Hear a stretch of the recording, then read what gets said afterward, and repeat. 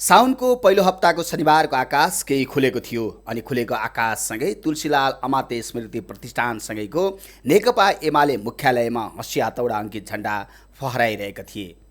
शनिबारको दिन भए पनि मुख्यालय परिसरमा कार्यकर्ताको भिड निकै बाक्लो थियो अनि त्यही भिडमा हुनुहुन्थ्यो नेकपा एमालेका महासचिव शङ्कर पोखरेल पनि।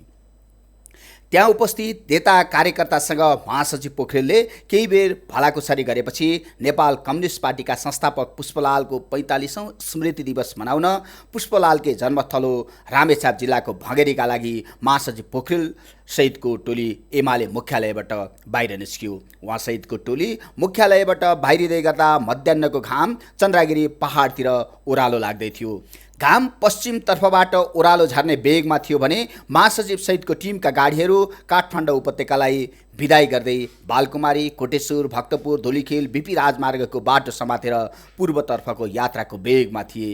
भारतीय कम्युनिस्ट पार्टीले किसान र मजदुर मिलेर कम्युनिस्ट आन्दोलन चलाउन सकिन्छ भन्दै दिएको सल्लाह र चीनमा कम्युनिस्ट पार्टी विजयोन्मुख रहेको अवस्थालाई निहालिरहनुभएका पुष्पलालले नेपालमा सामन्तवादी र साम्राज्यवादी प्रभुत्वलाई सदाका लागि अन्त्य गर्ने अटुटका साथ कम्युनिस्ट पार्टी स्थापना गर्नुभएको इतिहास पढे पनि पुष्पलाल जन्मिएको माटो स्पर्श गर्ने अटुट अधुरो अधुरो बन्दै आएको थियो। एमाले महासचिव सहित भँगेरीतिरको यात्राले त्यहाँको माटो छुने, स्पर्श गर्ने र पुष्पलाललाई सम्झने चाहना बर्खाको सुनकोशी र तामाकोशी जस्तै उर्लिरहेका थिए। त्यसै बेला धुलीखेलको ओह्रालो हुँदै भँगेरीका लागि दौडिरहेका महासचिव पोखरेल सहितको टिमका गाडीहरू काभ्रे जिल्लाको रोशी भिलेजतिर प्रवेश गरे। हामी पनि त्यहीँ ओर्ल्यौँ। बागमती प्रदेशका पूर्व मन्त्री समेत रहनुभएका रामेछाप जिल्लाका पुराना कम्युनिस्ट नेता कैलाश ढुङ्गेलले रामेछापबाट काठमाडौँसम्म ओहोर दोहोर गर्दा चिया खाजा खाने स्थल भएकाले पनि त्यस ठाउँमा महासचिव सहितको टोलीसँग चिया खाने तयारी गर्नुभएको रहेछ। एमाले नेता मात्रै होइन, रोशी भिलेज काङ्ग्रेसका नेताहरूको पनि ओहोर दोहोर गर्दा चिया खाजा खाने ठाउँ यही रहेछ भन्ने अनुभूति त्यति बेला भयो जब रामेछापबाट बिपी कोइरालाको स्मृति दिवस मनाएर फर्किनुभएका काङ्ग्रेसका नेता रमेश लेखक सहितको टोलीसँग त्यहीँ टुप्लुक्कै भेट भयो। त्यही मौकामा एमाले महासचिव पोखरेल र काङ्ग्रेस नेता लेखकले प्लास्टिकका कुर्सीमा बसेर आत्मीय भावसहित गरेको संवाद निकै रोमाञ्चक देखिन्थ्यो। केही बेर त्यहाँ दुई नेताबीच बिपी र पुष्पलालको सम्बन्धसँग जोडेर अहिलेको राजनीतिको बारेमा पनि चर्चा भयो। पुष्पलाल 2003 साल चैतमा भारतको जोगबनीमा नेपाली राष्ट्रिय काङ्ग्रेसको दोस्रो अधिवेशनमा काठमाडौँबाट प्रतिनिधित्व गर्दै राष्ट्रिय काङ्ग्रेसको केन्द्रीय कार्यालय बनारसमा कार्यालय सचिव बन्नुभएको थियो। पछि बिपी कोइराला र दिल्ली रमण बीच अध्यक्षका लागि द्वन्द्व भएपछि पुष्पलालमा कम्युनिस्ट पार्टी स्थापनाको हुटुटी जाग्यो र त्यही पहलमा उहाँले कम्युनिस्ट पार्टीको स्थापना गर्नुभएको इतिहास भेटिन्छ। कम्युनिस्ट र काङ्ग्रेस नेताको रोशी किनारको दो आत्मीय संवादले ती दिनहरूको इतिहासलाई पुनः स्मृति गराइदियो। त्यति बेलासम्म रोशी वरिपरिका डाँडाबाट घाम अलप भइसकेका थिए भने नजिकैको रोशी खोला आफ्नै वेगमा बगिरहेको थियो। मुलकोट पुग्दा गुदुली भइसकेको थियो। हामीसँगै रहनुभएका रामेछापका नेता कुमार ढुङ्गेलले गुरुजीलाई मुलकोटबाट खुरकोट होइन पखरबास हुँदै मन्थली जाने भनेपछि गुरुजीले पनि गाडीलाई मुलकोटबाट ओह्रालो झार्नुभयो।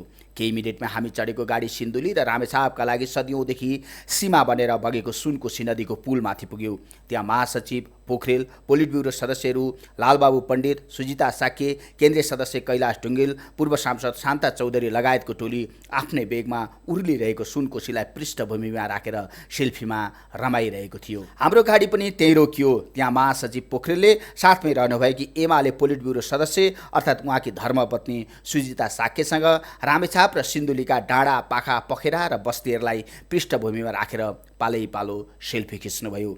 त्यति बेलासम्म रातले उछिनिसकेको थियो भने दिन पत्तै नपाई ढल्किरहेको थियो।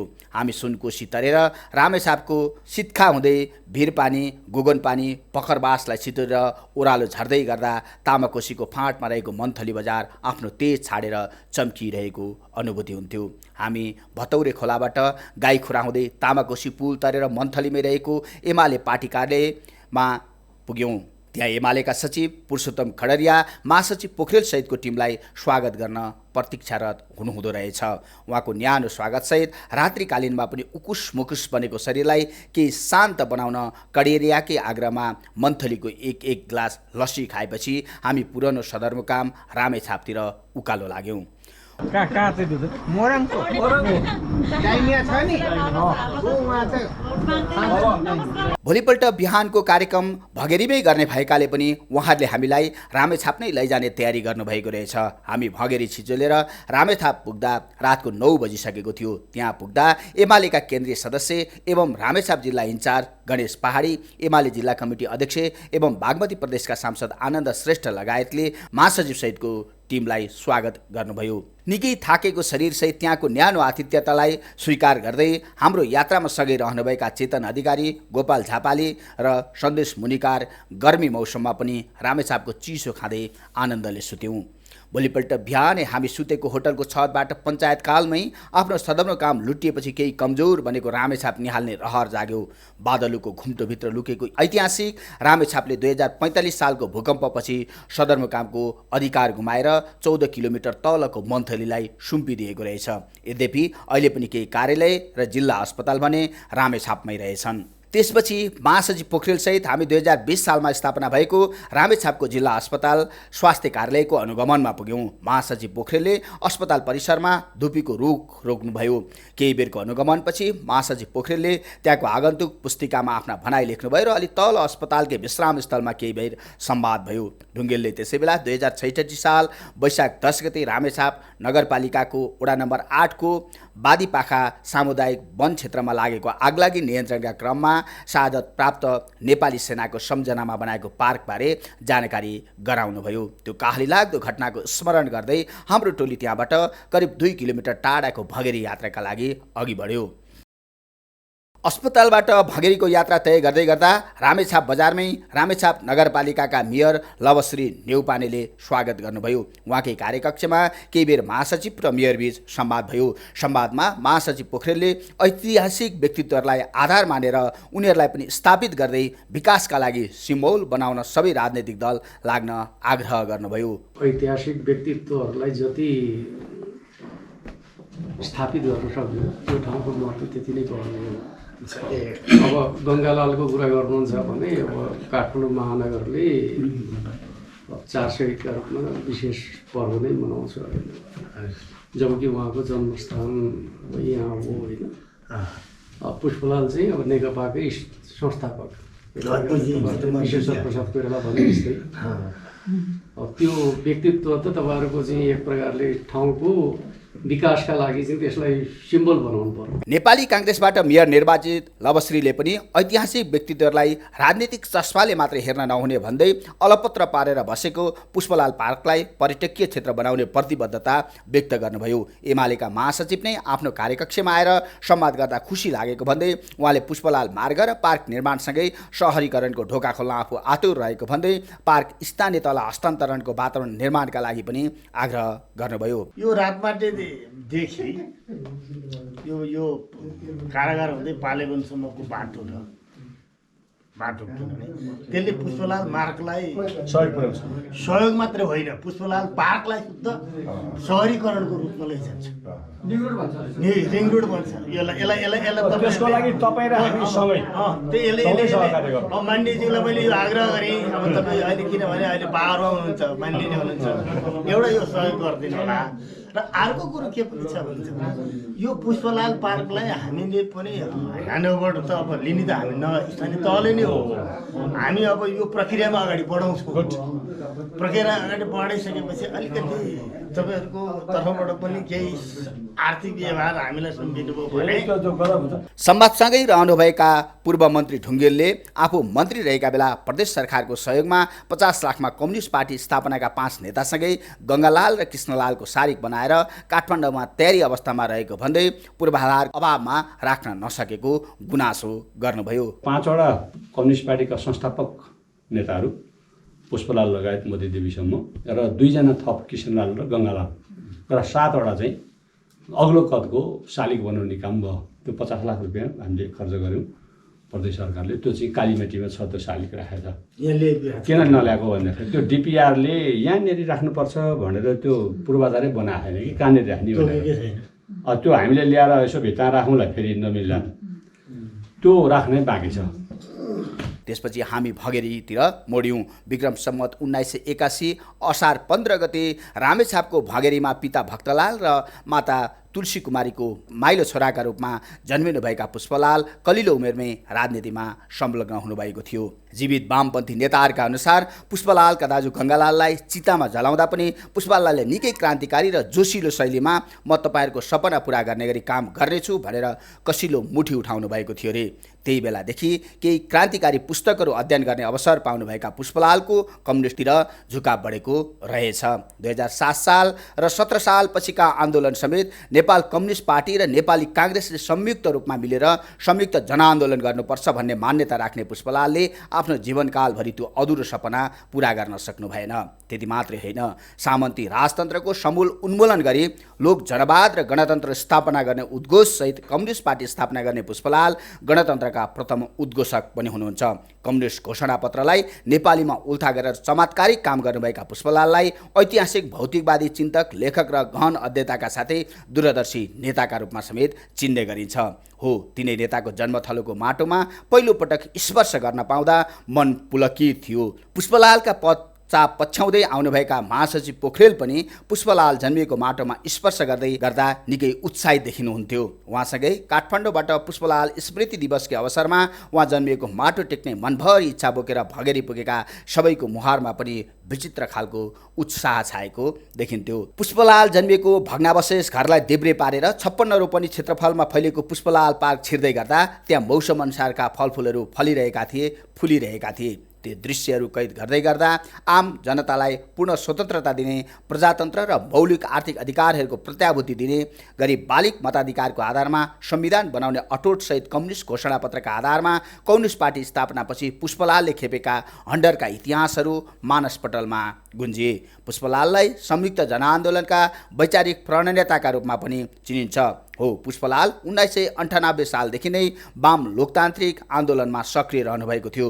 त्यसैले पनि उहाँमा नेपाली काङ्ग्रेस, कम्युनिस्ट र अन्य उदयमान शक्ति समेत मिलेर अघि बढे मात्रै सफल हुन सकिन्छ भन्ने आत्मविश्वास थियो। 2007 सालको आन्दोलनमा पनि पुष्पलालले काङ्ग्रेससँग त्यही प्रस्ताव राख्नुभएको थियो रे। तर बिपी कोइराला काङ्ग्रेसको नेतृत्वमा रहन्जेल पुष्पलालको त्यो प्रस्ताव सदैव उपेक्षित हुँदै आयो। पुष्पलालको प्रस्तावलाई काङ्ग्रेसले उपेक्षा गर्दा पञ्चायती व्यवस्थाले झन्डै 30 वर्ष जति राजनीतिक दल र जनतामाथि निरङ्कुश शासन लादेको इतिहास पनि पुष्पलाल जन्मेको माटोमा स्पर्श गर्दा उथल पुथल बनेर आए। रामेछाप पार्टीको संयोजनमा एमाले केन्द्रीय कार्यालयले 45औं स्मृति दिवस पुष्पलालको भग्नावशेष घरकै आँगनमा आयोजना गरेको रहेछ। पार्क परिसरमै महासचिव पोखरेलले स्याउको बिरुवा रोप्नुभयो। कार्यक्रम स्थलमा महासचिव पोखरेल सहितका नेताले पालैपालो माल्यार्पण गर्दै पुष्पलालको सम्झना गरे। त्यही आँगनमा पञ्चायती व्यवस्थाका विरुद्ध क्रान्तिकारी जुझारु युवाको भूमिका खेल्नुभएका आनन्दराम श्रेष्ठ, केशरी श्रेष्ठ र नरबहादुर हायुलाई सम्मान कार्यक्रमको आयोजना गरिएको रहेछ। पुष्पलालसँग आक्कल झुक्कल भेट भएका आनन्दराम आफ्नै माटोमा पार्टीले गरेको सम्मानबाट निकै उत्साहित हुनुहुन्थ्यो। उहाँसँग हामीले पुष्पलालको भग्नावशेष घरमा प्लास्टिकको कुर्सीमा राखेर केही कुराकानी गऱ्यौँ। उहाँ यसरी खुल्नुभयो। पुष्पलालको बा चाहिँ भक्तलाल खरदार, भक्तलाल खरदार चाहिँ डेढा बस्या यो ठाउँ, डेढामा बस्या। डेढामा बस्दाखेरि गङ्गालाल पुष्पलाल जन्मे यसमै। पुष्पलाल पछि एकपल्ट चाहिँ काठमाडौँमा भेटे हजुर। पछि त्यति राम्रो कुरा भएन। भित्री मनले खुसी याद गर्दछु म। यस्तो हुनु नै हाम्रो ठुलो कुरा।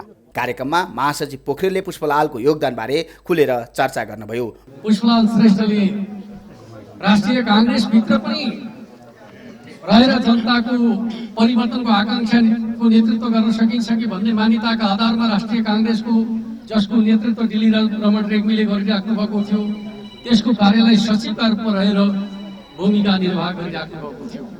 तर जब उहाँलाई के महसुस भयो त भन्दाखेरि बुर्जुवाहरूको बिचमा सर्वहारा श्रमजीवी वर्गको परिवर्तनको आकाङ्क्षालाई नेतृत्व गर्न सम्भव छैन भन्ने मान्यताका आधारमा उहाँले विश्व प्रसिद्ध कम्युनिस्ट घोषणापत्रलाई नेपाली भाषामा अनुवाद गरेर नेपाली जनताका बिचमा प्रस्तुत गर्ने ऐतिहासिक कामको नेतृत्व पनि उहाँले गर्नुभयो। र 2006 साल अप्रिल 22 वैशाख 9 गतेका दिन उहाँले कम्युनिस्ट पार्टीको स्थापना गर्नुभयो। उहाँले रामेछाप तीनलाल अर्थात् पुष्पलाल गङ्गालाल र सुब्बा कृष्णलालको जन्मथलो भएको भन्दै तिनैजनाले लोकतान्त्रिक आन्दोलनमा ठुलो भूमिका खेलेको स्मरण गराउनुभयो। हाम्रो पार्टीका संस्थापक महासचिव कमरेड पुष्पलाल श्रेष्ठप्रति उहाँकै जन्मस्थलमा भावपूर्ण श्रद्धाञ्जली अर्पण गर्न चाहन्छु। रामेछाप जिल्ला नेपालको प्रजातान्त्रिक आन्दोलनको इतिहासमा अत्यन्त गौरवपूर्ण स्थान राख्ने जिल्लाका रूपमा रहेको छ।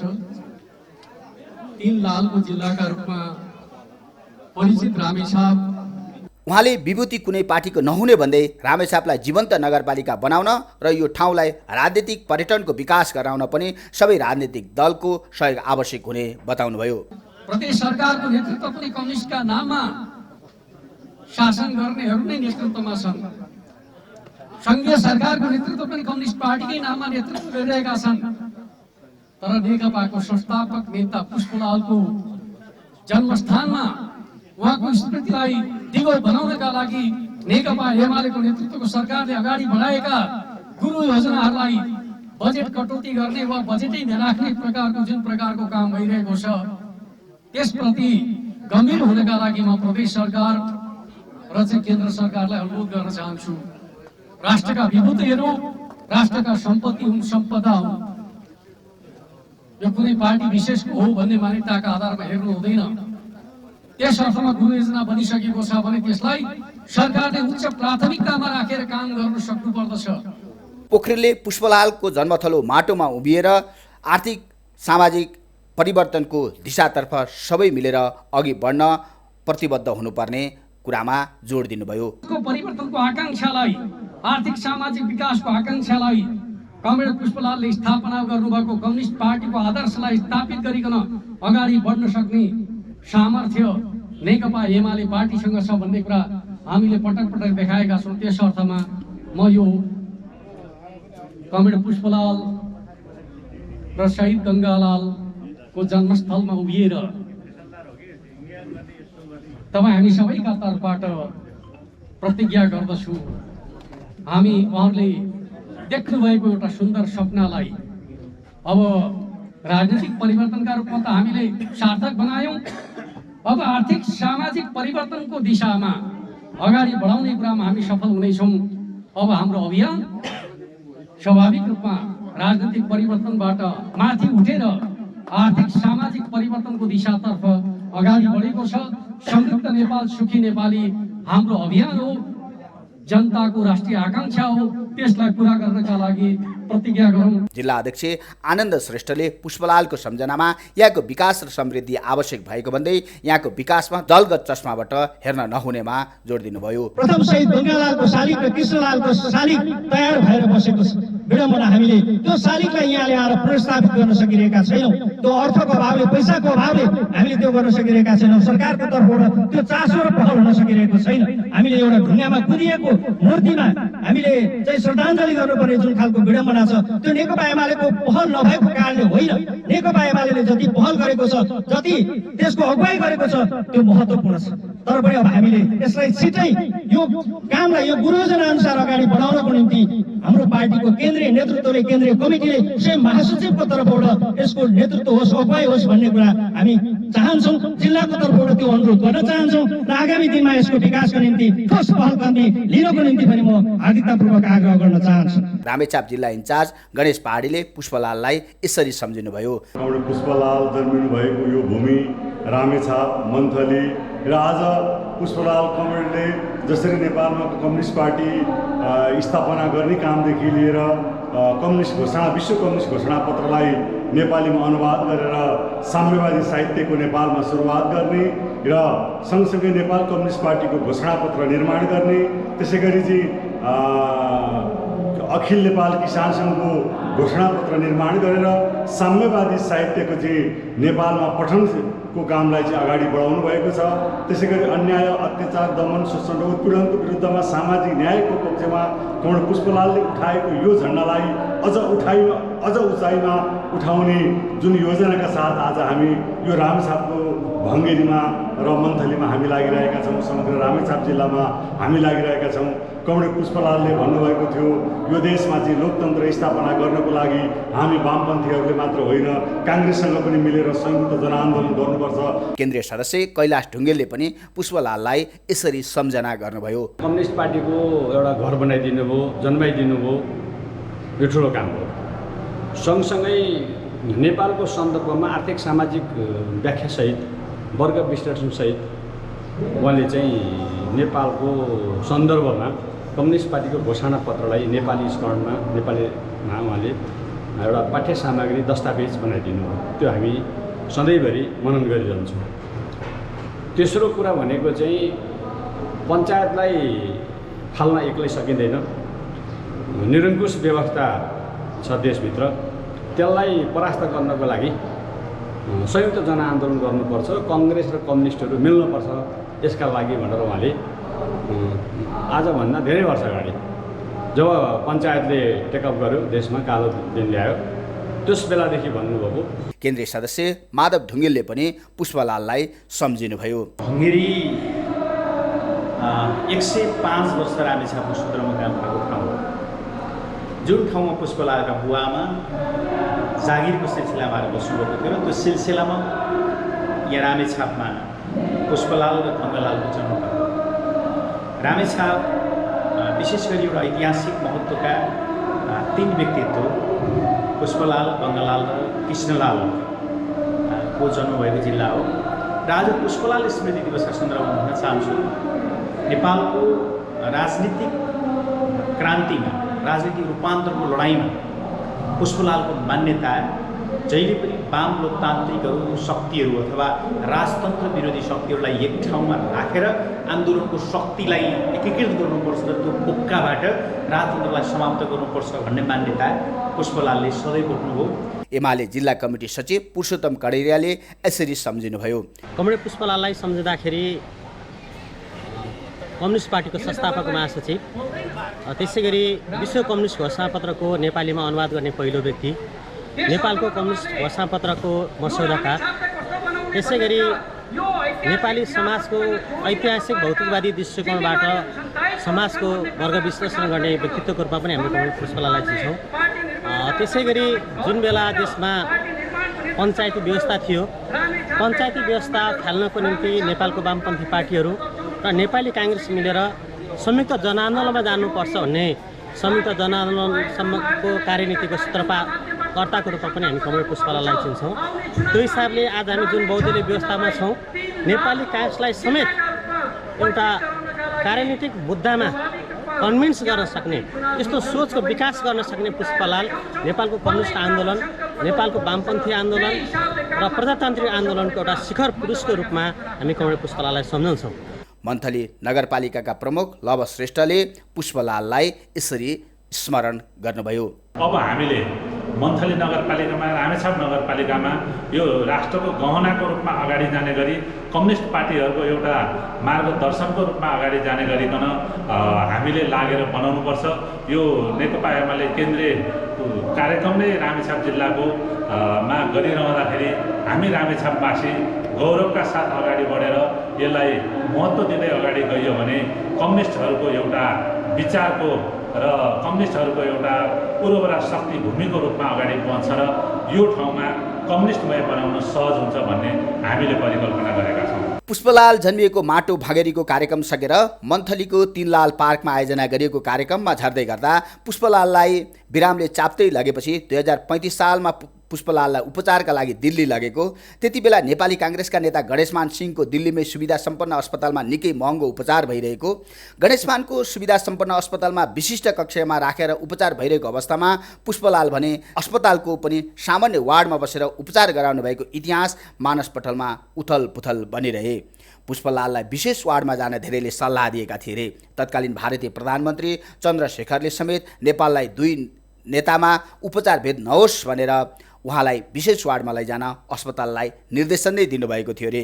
तर उहाँले प्रधानमन्त्री चन्द्रशेखरको आग्रहलाई समेत अस्वीकार गर्नुभएको इतिहास पनि भँगेरीबाट तल झर्दै गर्दा उर्लिरहेको तामाकोसी जस्तै मनमा उर्लिरह्यो। पुष्पलालको दिल्लीमै उपचारका क्रममा 2035 सालमा देहावसान भएको थियो। अरू बेला पनि निकै सादा पहिरनमा हिँड्ने र खानपिन पनि सरल खालकै खाने पुष्पलालले त्यति बेला पनि पार्टी वा आफ्नो नाममा विदेशी सहयोग लिन नमान्नु भएको इतिहास स्मरण भयो। 2006 सालमा पुष्पलालकै नेतृत्वमा लोकतान्त्रिक जनवादी क्रान्ति सम्पन्न गर्ने उद्घोषसहित स्थापना भएको कम्युनिस्ट पार्टीले अहिले आफ्नो स्थापनाको 74 वर्ष पुरा गरेको छ। 2 दिनको रामेछाप बसाएपछि महासचिव सहितको टोली काठमाडौँ फर्किँदै गर्दा कम्युनिस्ट पार्टीले पनि आफूलाई पुष्पलालको पदचाप पछ्याउने हो भने केही सुधार गर्नुपर्छ कि भन्ने कुतूहल मनमा खेलिरहे। हामी पुष्पलालको स्मृतिहरू मनभरि सँगालेर फर्किँदै गर्दा मन्थलीको आडमै बगिरहेको तामाकोशी आफ्नै बेगमा उर्लिरहेको थियो।